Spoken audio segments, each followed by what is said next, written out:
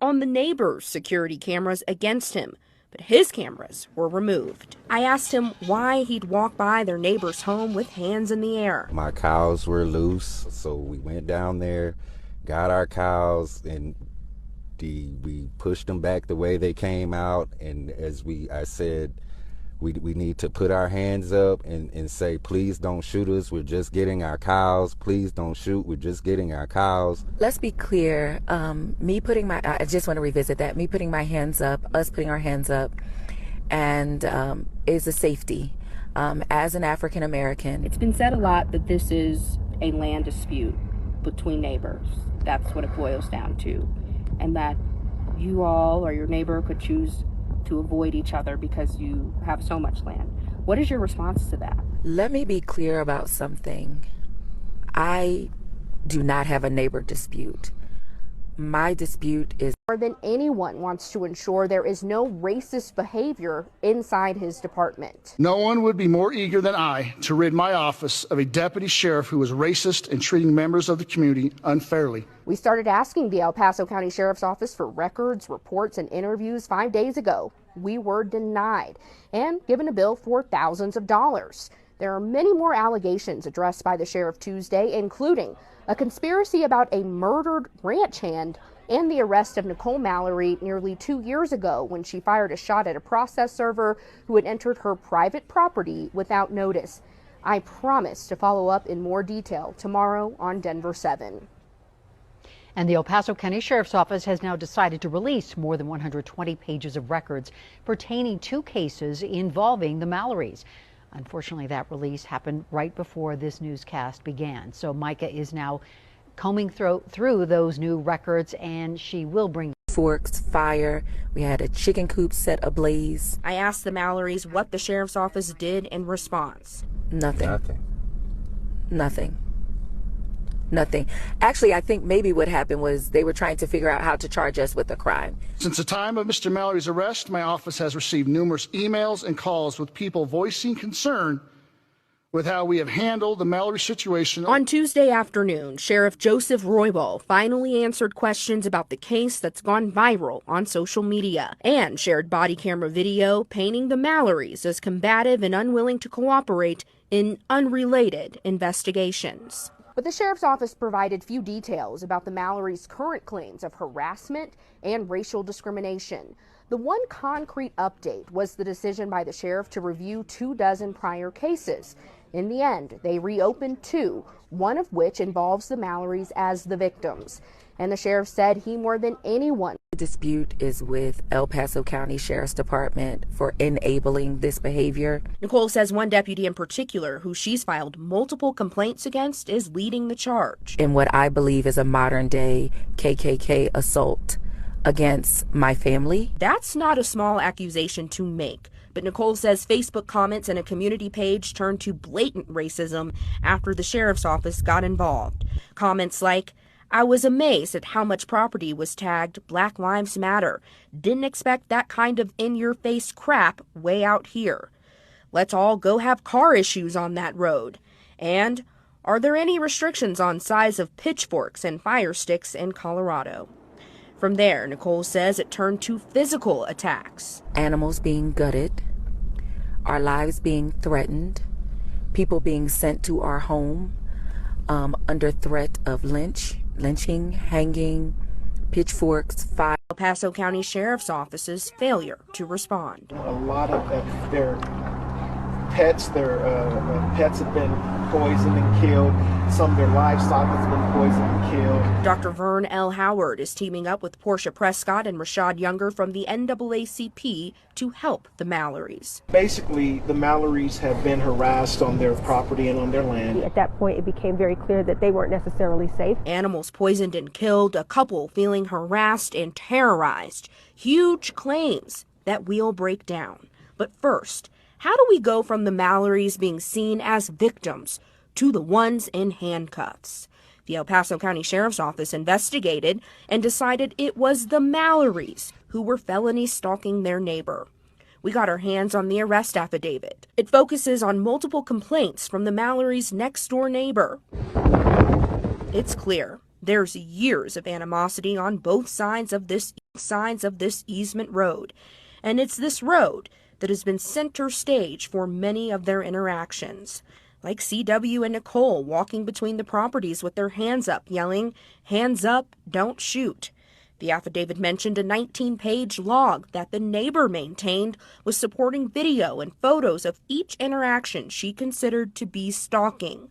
But when it came time for the investigation, it wasn't her cameras pointed at them, but the Mallory's cameras pointed toward her property that deputies confiscated. With the affidavit in hand, we went to the Mallory's ranch. It was a windy day, so we met inside our news car. After talking for nearly an hour, the Mallorys finally agreed to do their first sit-down interview with me. You remove the only support that I have and the only other eyes I have to try to catch what's going on around me. CW said the sheriff's office is using video caught on the neighbor. We will bring you an in-depth update tomorrow on Denver 7.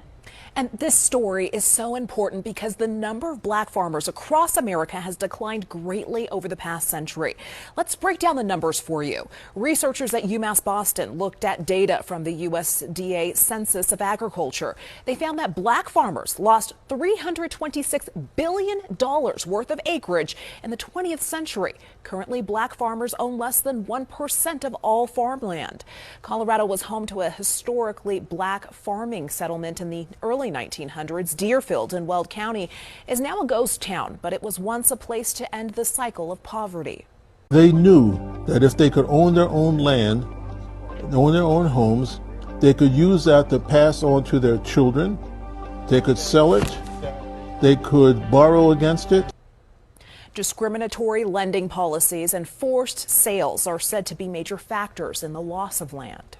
Two black ranchers in rural El Paso County say their cries for help and allegations of racism have been largely ignored by the sheriff's office for years. And you've likely heard some of the Mallory story, which has been shared thousands of times on social media now. Those viral posts have led to national scrutiny over how the El Paso County Sheriff's Office has handled more than 2 years of disputes between the couple and their neighbors. Now they're speaking exclusively to Denver 7 on camera together for the first time. And Denver 7's Micah Smith has tonight's exclusive that now has El Paso County deputies defending their actions. Farming while black in America. Farming while black in America. The voice you hear is Nicole Mallory's, and the person being arrested is her husband, Courtney C.W. Mallory. The Mallorys are black ranchers in rural El Paso County and say this moment is the culmination of years of blatant racism by community members in the El Paso County. What's going on, people? It's your boy HG with Ears to the Street with Factor Entertainment Meet, and we're back at you with this Colorado update right now. As you can see, we just dropped some new footage of what's going on out here in Colorado with the Mallorys and these neighbors, the Clarks.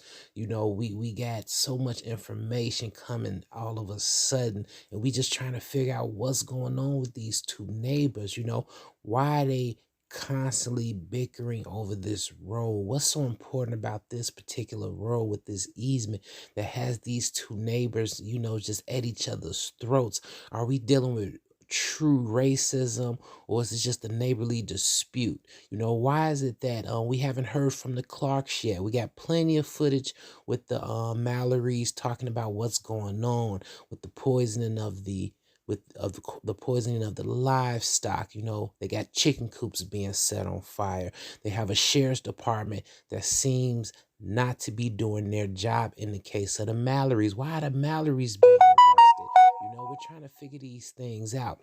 Why haven't we heard from the Clarks? You know, I want to get over there to the Clarks location and see and talk to these people. Can this dispute be settled? You know, can these two neighbors agree to just, you know, we both use the road? Yes, it may be the Mallory's road, you know, but we have an easement, we have an agreement. You know, is this something a simple conversation could basically take care of? You know, we have this uproar of the entire black community, you know, standing behind these black farmers. As you can see with the information, black farming is down 1% in the nation. There's basically no black farmers out here. Should we be rallying behind the Mallories? Or are the Mallories possibly taking this out of proportion just because of a neighborly dispute? But we do have someone who has died, someone who has been murdered. Is it related to this particular situation? Maybe, maybe not. But it's very close. It's very close to home. Are people being murdered for helping the Mallories?